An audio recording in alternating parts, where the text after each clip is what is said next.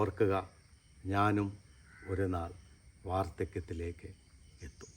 ഒരു നാൾ എനിക്കും വാർദ്ധക്യമാകും. ഒരു നാൾ എന്നെയും തേടി വാർദ്ധക്യമെത്തും. സ്നേഹമുള്ളവരെ, എന്തുകൊണ്ടാണ് ഇങ്ങനെ പറയുന്നത്? ജനിക്കുന്ന എല്ലാ ജീവജാലങ്ങളും, മനുഷ്യനും മൃഗങ്ങളും, അങ്ങനെ എല്ലാം ജനിച്ചു കഴിഞ്ഞാൽ അതൊരു നാൾ വാർദ്ധക്യത്തിലെത്തും. നമ്മുടെയും ജീവിതം വാർദ്ധക്യത്തിലേക്ക് നടന്നു നീങ്ങുകയാണ്. എന്നാൽ വാർദ്ധക്യത്തിലേക്ക് നമ്മൾ നടന്നു നീങ്ങുമ്പോൾ നാം മറന്നു പോകേണ്ടതായ ഒരു കാര്യമുണ്ട്. മറന്നു പോകരുത് ആ കാര്യം. എന്താണെന്നറിയാമോ? വാർദ്ധക്യത്തിലുള്ള നമ്മുടെ മാതാപിതാക്കളെ നമ്മൾ മറന്നു പോകരുത്. കാരണം നാം ഒന്ന് ചിന്തിച്ചാൽ, നമ്മൾ വളരാൻ വേണ്ടി കുറിയവരാണ് നമ്മുടെ മാതാപിതാക്കൾ.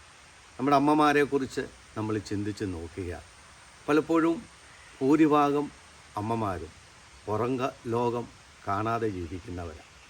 അടുക്കളയ്ക്ക് ഉള്ളിൽ അല്ലെങ്കിൽ വീടിൻ്റെ ചുറ്റുപാടുകൾക്കുള്ളിൽ വിവാഹത്തിന് ശേഷം കഴിഞ്ഞ് വാർദ്ധക്യത്തിലേക്ക് കടന്നു പോകുന്നവരാണ് അനേക അമ്മമാർ.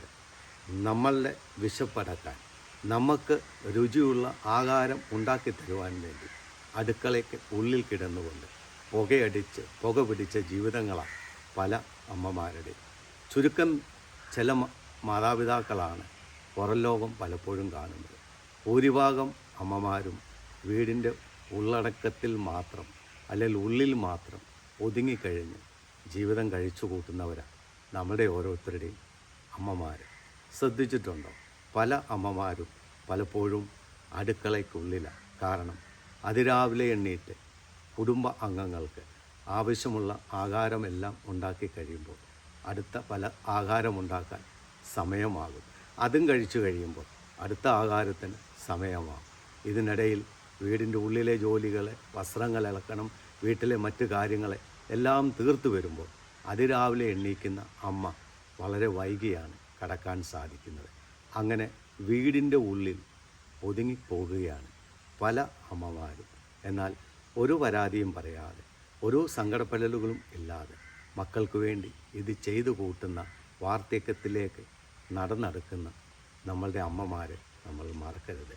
അതിരാവിലെ എണ്ണീറ്റ് കുടുംബാംഗങ്ങളെ സംരക്ഷിക്കാൻ വേണ്ടി, കുടുംബാംഗങ്ങളെ പോറ്റി വളർത്താൻ വേണ്ടി നമ്മുടെ അപ്പന്മാർ പുറപ്പെട്ട് എത്രയോ അപകടം പിടിച്ച്, എത്രയോ ഭാരപ്പെട്ട ജോലി ചെയ്ത് ഒരു സന്തോഷവും അനുഭവിക്കാതെ, പലപ്പോഴും സന്തോഷം എന്തെന്ന് അറിയാതെ വാർദ്ധക്യത്തിലേക്ക് നടന്നു നീങ്ങുന്നവരാണ് നമ്മളുടെ പലപ്പോഴും നമ്മുടെ അപ്പന്മാർ. അതുകൊണ്ടാണ് ഞാൻ പറഞ്ഞത്, അവരെ പോലെ ഒരു നാൾ നമ്മളുമാകും, നമ്മളെയും വാർദ്ധക്യം പിടികൂടും. അതുകൊണ്ട് ഓരോ കുഞ്ഞുങ്ങളും തങ്ങളുടെ ജീവിതത്തിൽ വാർദ്ധക്യത്തിലായിരിക്കുന്ന മാതാപിതാക്കളെ ഒരിക്കലും മറന്നു പോകരുത്. ഇന്ന് നിങ്ങൾ നോക്കിക്കേ, എത്ര മനോഹരമായിട്ടാണ് ഈ ചെടി നിൽക്കുന്നത്. ഈ ചെടി ഇത്ര മനോഹരമായി നിൽക്കാൻ കാരണം എന്താ? അതിൻ്റെ അടിയിലെ വേരുകൾ ബലമുള്ളതായതുകൊണ്ടാണ്. ആ വേരുകൾ ഒട്ടും ആരും കാണുന്നുമില്ല. ആ വേരുകൾ ശക്തിപ്പെട്ട് ബലപ്പെട്ടതുകൊണ്ടാണ് ഈ ചെടി ഇത്ര മനോഹരമായി നിൽക്കുന്നത്. ഇതുപോലെയാണ് നമ്മളുടെ ഓരോരുത്തരുടെയും മാതാപിതാക്കൾ. കഷ്ടപ്പെട്ടും ചെളി പുരണ്ടും പുക പിടിച്ചും വീടിനുള്ളിൽ കഴിഞ്ഞും സന്തോഷങ്ങളും ഉപേക്ഷിച്ചാണ് നമ്മളെപ്പോലുള്ള മക്കളെ ഈ ഭൂമിക്ക് വാർത്തെടുക്കുന്നത്, നമ്മളെപ്പോലുള്ള മക്കൾ വളർന്നു വരുന്നത്. നമ്മൾ സന്തോഷവും ഉല്ലാസയാത്രയും ഒക്കെ നടക്കുമ്പോൾ ഓർക്കുക, കരി പുരണ്ട, ചെളി പുരണ്ട രണ്ട് ജീവിതങ്ങളുണ്ട്. ആരാണ്? മാതാപിതാക്കൾ. ആ മാതാപിതാക്കൾ മറക്കാതിരിക്കുക. നമ്മൾ നമ്മുടെ മാതാപിതാക്കളെ മറക്കാതിരുന്നാൽ ഒരു പക്ഷേ ഒരു നാൾ നമ്മളുടെ മക്കൾ നമ്മളെ മറക്കാതിരിക്കും. ഓർക്കുക, നമ്മളും വാർദ്ധക്യത്തിലേക്ക് നടന്നു നീങ്ങുകയാണ്. നമ്മളെയും വാർദ്ധക്യം പിന്തുടരുന്നുണ്ട് എന്ന് ഓരോ വ്യക്തികളും ജീവിതത്തിൽ മനസ്സിലാക്കുക.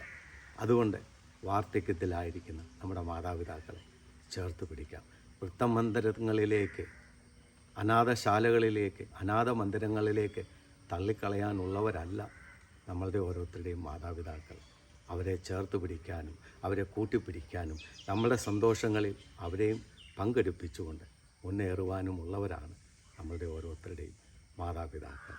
ഓർക്കുക, ഞാനും ഒരു നാൾ വാർദ്ധക്യത്തിലേക്ക് എത്തും. ദൈവം നിങ്ങളെ അനുഗ്രഹിക്കട്ടെ.